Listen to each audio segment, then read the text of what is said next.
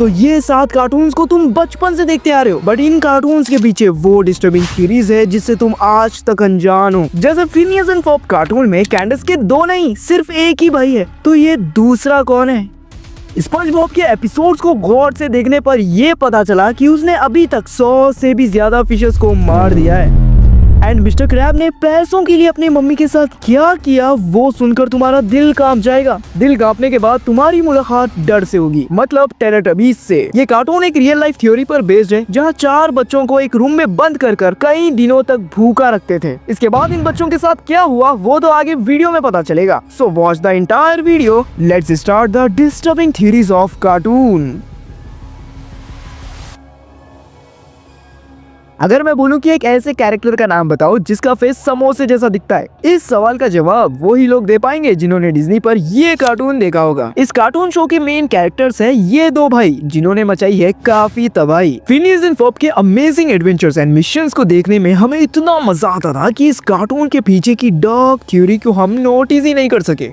Phineas and Ferb की एक sister भी होती है, कैंडस। अगर तुम इस कार्टून से थोड़ा बहुत फेमिलियर हो तो तुम्हें पता ही होगा कि जब भी फिनियस एंड फर्ब कमाल की चीजें बनाकर तबाही मचाते हैं तो कैंडस सीधा मॉम के पास जाकर फिनियस एंड फर्ब की शिकायत करती है और उन्हें इन लोग की हरकतें देखने के लिए बोलती है। तो जैसे इसकी मॉम फिनियस एंड फर्ब को देखने जाती है तो इन फ्यू सेकेंड्स दोनों वहाँ से वैनिश हो जाते हैं। और ये एक बार नहीं, जब कैंडस उसकी मॉम को लेकर फिनियस एंड फर्ब के पास जाती है तो वो हर बार वहाँ से गायब हो जाते हैं।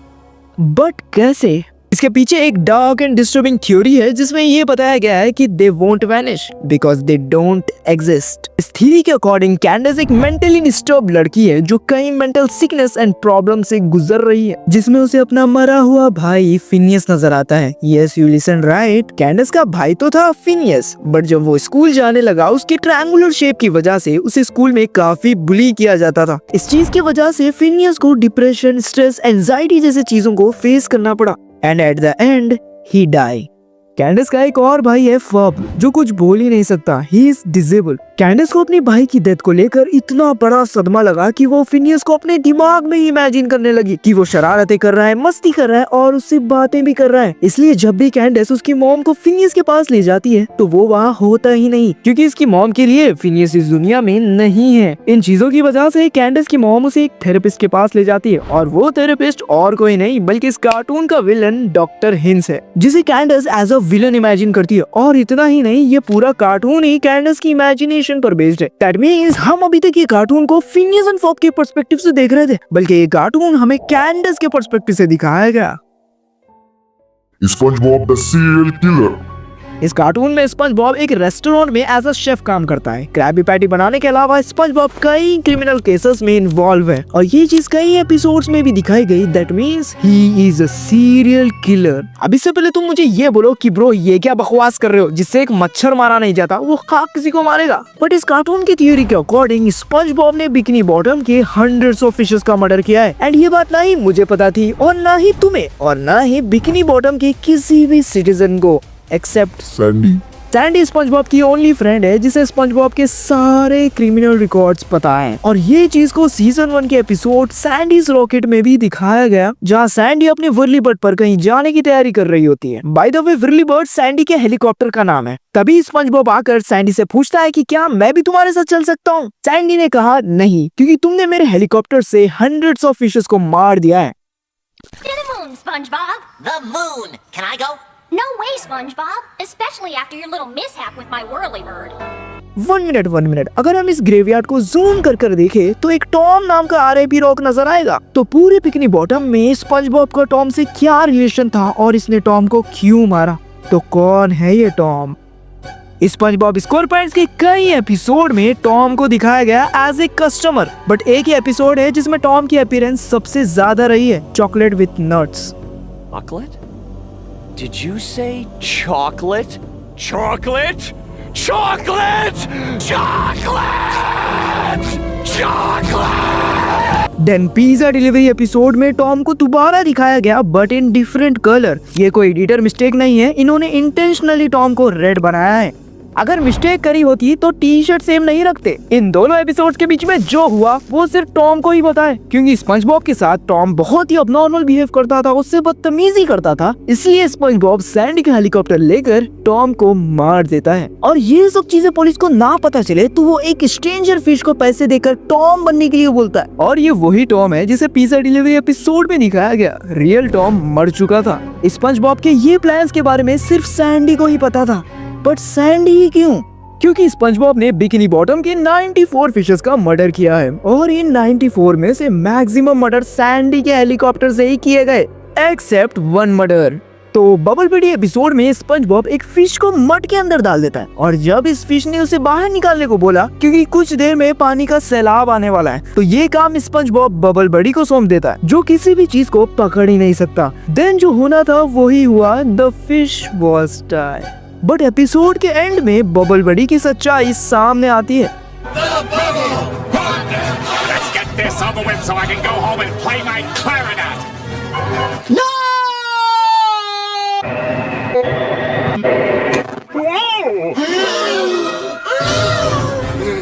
Hey, don't दैट मीन्स वो चल फिर सकता है एंड किसी भी चीज को पकड़ भी सकता है। तो उसने फिश को मड से क्यों नहीं निकाला? कौन है इस फिश का असल किलर? स्पंज बॉब, जिसको करना चाहिए था उसने नहीं किया, या बबल बडी जो कर सकता था बट इसने भी नहीं किया? अगर तुम्हें पता चल गया कि मेन किलर कौन है तो एक बार पिन कमेंट चेक कर लेना, तुम्हारा जवाब ऑब्वियसली गलत होगा।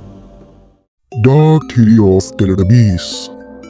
ये कार्टून शो को तो बैन कर दिया गया बट YouTube पर इसके कई एपिसोड्स मिल जाएंगे। अगर आपके छोटे सिबलिंग्स ये कार्टून आज भी देख रहे हैं तो उन्हें अभी रोक दीजिएगा, क्योंकि कई पेरेंट्स की इस कार्टून को लेकर ये शिकायत आई थी कि उनके बच्चे टेलेटबीज का फेस देखकर डर जाते हैं। इनफैक्ट कई पेरेंट्स ने ये भी कहा कि इस कार्टून के कैरेक्टर्स का फेस इनके बच्चों के ड्रीम्स में आने लगा, जिससे वो घबरा जाते हैं। ये कार्टून के क्रिएटर ने इन टेलेटबीज का फेस इतना क्रीपी क्यों दिखाया? इसके पीछे एक रियल लाइफ डार्क थ्योरी है जिसके बेस पर टेलेटबीज कार्टून शो को बनाया गया। अगर तुम्हारा दिल कमजोर है तो ये वीडियो को आगे मत देखना, ये सीधी वार्निंग है।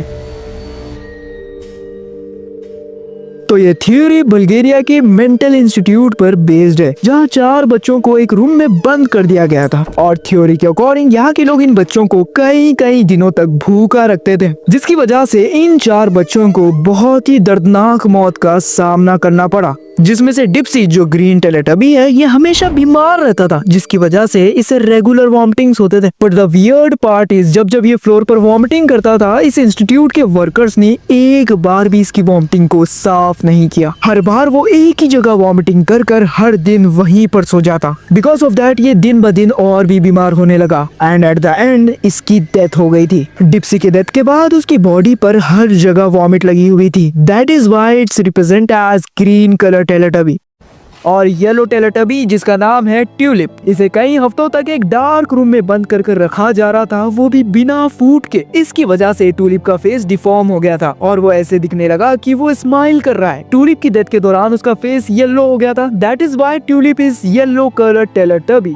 सबसे नोटी टेलेटबी टोलोवी, इसको इंस्टीट्यूट वालों ने बाहर निकाल दिया था। देन कुछ हफ्तों में ही टोलोवी की भी डेथ हो जाती है। ठंड एंड सर्दी की वजह से टोलोवी की बॉडी फ्रीज हो गई थी, इसलिए it's represent as blue colour Teletubby. And the last पोलिया जो रेड टेलेटबी है, एक दिन ये मड में खेल रही होती है और काफी थकी हुई हालत के साथ इंस्टीट्यूट में आकर फायर के पास जाकर सो जाती है। Then after a few minutes किसी ने पोलिया को धक्का मारकर उसे आग में डाल दिया था, जिसकी वजह से उसकी डेथ हो गई थी। And that is why she is represent as red colour Teletubby. But पोलिया को किसने धक्का मारा वो आज तक एक मिस्ट्री है।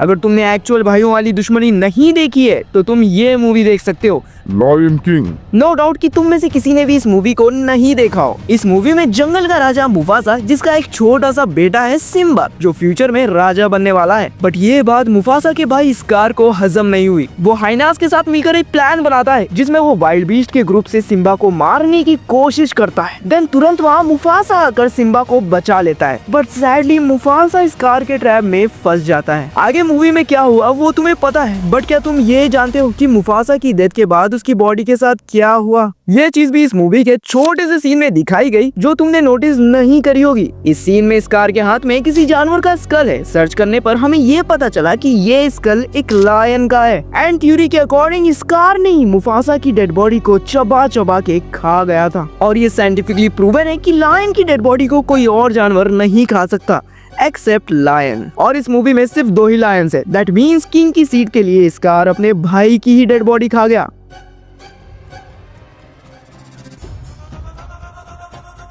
अगर तुम स्पंजबॉब के बड़े वाले फैन हो तो तुम्हें पता ही होगा कि पूरी बिकिनी बॉटम में एक बंदा है जिसके पास बहुत सारा पैसा है। वो है मिस्टर क्रैब, जो पैसों को लेकर इतना ऑब्सेस्ड है कि वो पैसों के लिए कुछ भी कर सकता है। एंड थ्योरी के अकॉर्डिंग मिस्टर क्रैब मैनेजर है कृस्टी क्रैब रेस्टोरेंट का। एंड ये रेस्टोरेंट एक ही चीज के लिए काफी पॉपुलर है, वो है यहाँ की क्रैबी पैटी।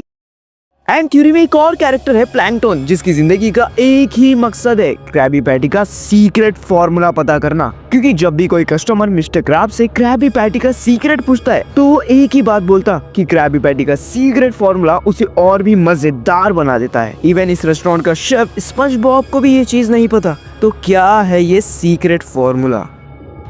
थ्योरी ये कहती है कि मिस्टर क्रैब कई लीगल एक्टिविटीज में इन्वॉल्व है, जहां वो बिकिनी बॉटम के दूसरे क्रैब्स को मारकर अपने रेस्टोरेंट ले जाते हैं। And that is a secret of Krabby Patty. 1 minute, पूरे बिकिनी बॉटम में सिर्फ 2 ही क्रैब है, मिस्टर क्रैब एंड इसकी मदर क्रैब। इसका मतलब मिस्टर क्रैब ने पैसों के लिए अपनी मदर को भी नहीं छोड़ा और कस्टमर्स को ये बताया कि इस सीक्रेट की वजह से क्रैबी पैटी का टेस्ट काफी डिलीशियस हो जाता है। But the secret is,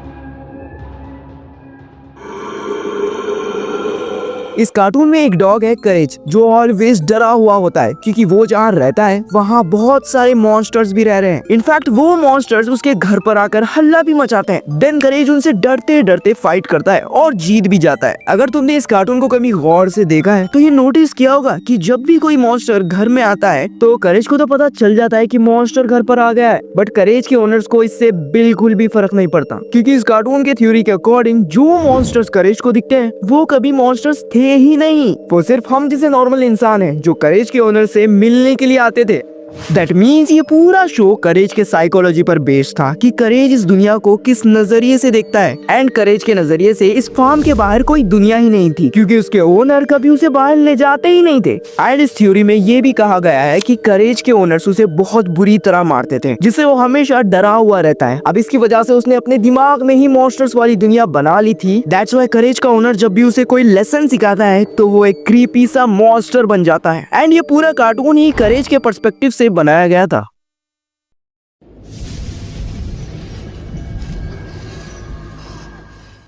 Winnie the Pooh. इस कार्टून के सारे कैरेक्टर्स को अलग अलग मेंटल डिसऑर्डर्स है। जैसे विनी द पूह को ऑब्सेसिव फिक्सेशन ईटिंग डिसऑर्डर है, इसीलिए ये कंटिन्यूअसली हनी खाते रहता है। Who happily sat down to eat? And he ate, and ate, and ate, and ate, and ate, and ate, and ate. Piglet को एंजाइटी डिसऑर्डर है, जिससे उसे हर चीज से डर लगता है और पिगलेट की बॉडी अचानक से श्रिंक होने लगती है। और इसके दूसरे दोस्त ट्रिगर को ADHD डिसऑर्डर है और ये डिसऑर्डर आप इसके बिहेवियर में देख सकते हो। ये एक चीज पर फोकस करने के लिए इतना एक्साइटेड एंड एक्टिव हो जाता है कि वो अपने टेल पर ही जंप करने लगता है। योर जो इस कार्टून का सबसे सैडेस्ट कैरेक्टर है, जिसे डिप्रेशन है, इसलिए इसका मूड हमेशा ऑफ रहता है। अदर कैरेक्टर्स इंक्लूडिंग आउल, जिसे डिसलेक्सिया है, दैट मीन्स वो किसी भी चीज को लॉन्ग पीरियड तक याद नहीं रख पाता। एंड रैबिट को OCD डिसऑर्डर है, इसलिए ये सभी चीजों को ऑर्गेनाइज करके रखता है और अगर ये चीजें बिखर जाए तो वो पागल हो जाएगा एंड उसका ब्रेन वर्क करना बंद कर देता है। एंड क्रिस्टोफर रॉबिन, जिससे इंस्पायर होकर विनी द पूह कार्टून को बनाया गया। कीरी ये कहती है कि क्रिस्टोफर खुद एक मेंटल डिसऑर्डर से सफर कर रहा है, SSD, जिसमें ये अपने ही दिमाग में अलग दुनिया बनाकर ये कैरेक्टर्स को इमेजिन करने लगा। एंड इस लड़के की ये रियल लाइफ थ्योरी पर विनी द पूह कार्टून बेस्ड है। तो कैसा लगा ये डार्क थ्योरीज का सफर? ऐसा इंटरेस्टिंग एंड वैल्यूएबल कंटेंट के लिए लाइक और सब्सक्राइब तो बनता है। अभी मैं कहीं नहीं जाने वाला, मिलता हूँ इस वीडियो में जहाँ तुम्हें इस इंसान की डार्क रियलिटी पता चलेगी। तो जल्दी से आ जाओ, इस सफर को कंटिन्यू करते हैं।